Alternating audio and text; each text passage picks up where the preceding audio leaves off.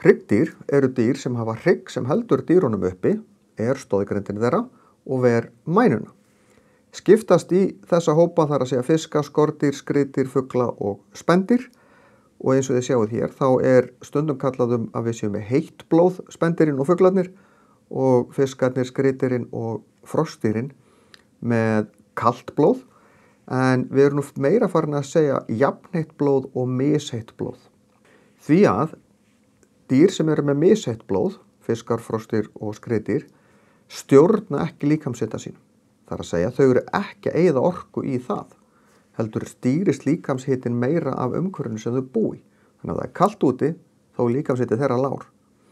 En hvað gerist þegar líkamshitin hjá manni lækkar? Þá stífnar líkaminn upp.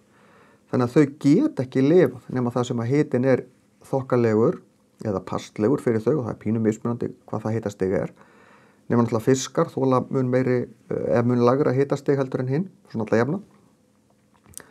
Þannig að mörg dýr, sérstaklega skriðdýr, þau fela sig yfir nóttina því að þá bara kalt, þau eiga erfitt með að hreyfa sig.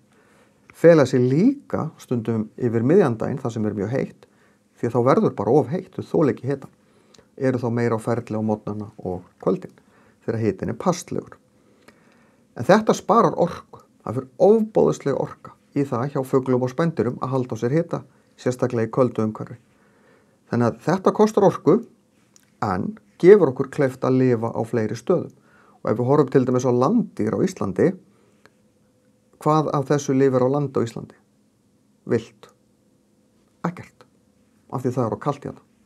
Það eru fuglar og spendýr hérna, því að þau geta þá umborið eða þolað kuldan með því að borða þá bara aðeins meira. Af því þetta kostar orku. Þannig það eru kostur og gallar. Fiskar, þeir anda með tálknum. Tálknin eru hérna, þeir sjáu rönd hér. Tálknin eru hér á bakvið. Ef þið veitt fisk, kíkt þarna undir, þá sjáu þið svona rautt eða fjólublátt þarna undir. Það eru tálknin. Þau virka eins og lungun hjá okkur. Sjórinn fer inn munnin, út þetta heita tálknopið og þannig fer sjórinn yfir tálknin og þá geta fiskarnir náði í súrefnið úr sjónum eða vatninu, alveg eins og við andum bara súrefninu sem í andrúmsloftinu. Það ekki allir fiskar með svona eitt tálknop. Brjóskfiskar, hákarlar og skötur, eru með 5 tálknop.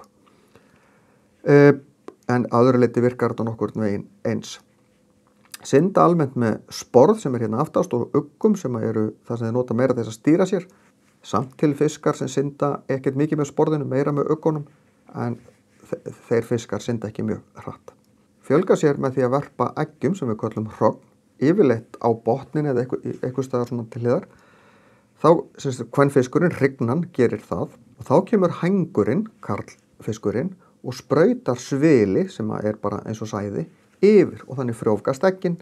Eftir eitthvað tíma að þá skríða seiði, sem þá unginn, út. Og það tekur seiðin mislangan tíma að stækka og verða fullvaxnir fiskar allt eftir tegundum. Við skiptum fiskum í brjóskfisk og beinfisk eins og ég nefndi áðan. Brjóskfiskarnir eru hákarlar og skötur. Beinin þeirra úr brjóski en ekki beini, en flestir svona fiskar aðrir en hákarlar og skötur sem við þekkjum eru beinfiskar.